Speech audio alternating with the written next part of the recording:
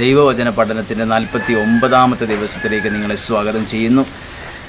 ദൈവവചന പഠനത്തിൻ്റെ നീണ്ട ദിവസങ്ങൾ നമ്മുടെ മുമ്പിൽ വളരെ വേഗത്തിൽ ആ ദിവസങ്ങളെല്ലാം പോയി. 49ാമത്തെ ദിവസമാണ്. പ്രത്യേകം സ്വാഗതം ചെയ്യുന്നു. 49ാമത്തെ ദിവസം കേൾക്കുന്ന വചനമാണ് യെശയ്യാ 46-ാം അധ്യായം 4-ാമത്തെ വാക്യം. യെശയ്യാ 46:4. നിങ്ങളുടെ വാർദ്ധക്യം വരെയും ഞാൻ അങ്ങനെ തന്നെ ആയിരിക്കും.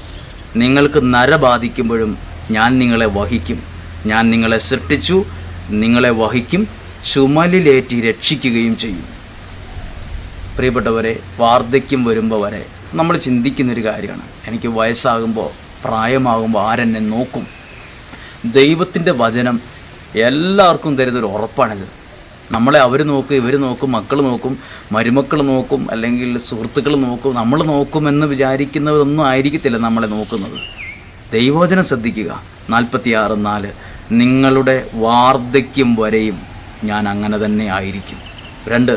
നിങ്ങൾക്ക് നര ബാധിക്കുമ്പോഴും ഞാൻ നിങ്ങളെ വഹിക്കും. ഞാൻ നിങ്ങളെ സൃഷ്ടിച്ചു, നിങ്ങളെ വഹിക്കും, ചുമലിലേറ്റി രക്ഷിക്കുകയും ചെയ്യും. അത് ഭയങ്കര വചനമാണ്. നമുക്കാരും ഇല്ലാത്ത സമയമാണ് ആ സമയം. എല്ലാവരാലും ഒറ്റപ്പെട്ടു പോയി എന്ന് തോന്നുന്ന സമയമാണ്. അപ്പോൾ ദൈവത്തിൻ്റെ വചനമാണ്, നിങ്ങളെ ചുമലിലേറ്റി നിങ്ങളെ രക്ഷിക്കും.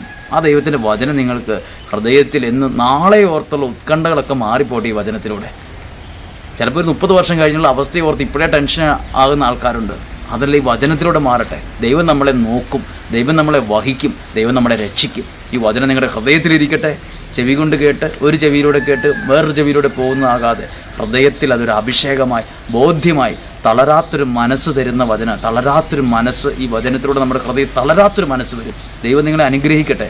ഈ വചനത്തിലൂടെ ദൈവം നിങ്ങളെ സ്നേഹിക്കുന്ന, വഹിക്കുന്ന, സംരക്ഷിക്കുന്ന ഒരു ബലവും സ്നേഹവും അനുഭവവും കുറച്ചുകൂടെ അനുഭവിച്ചറിയാൻ ഇടവരട്ടെ. നിങ്ങൾക്ക് വേണ്ടി പ്രാർത്ഥിക്കുന്നു. ദൈവം നിങ്ങളെ ശക്തമായി ഏറ്റെടുത്ത് അനുഗ്രഹിക്കട്ടെ.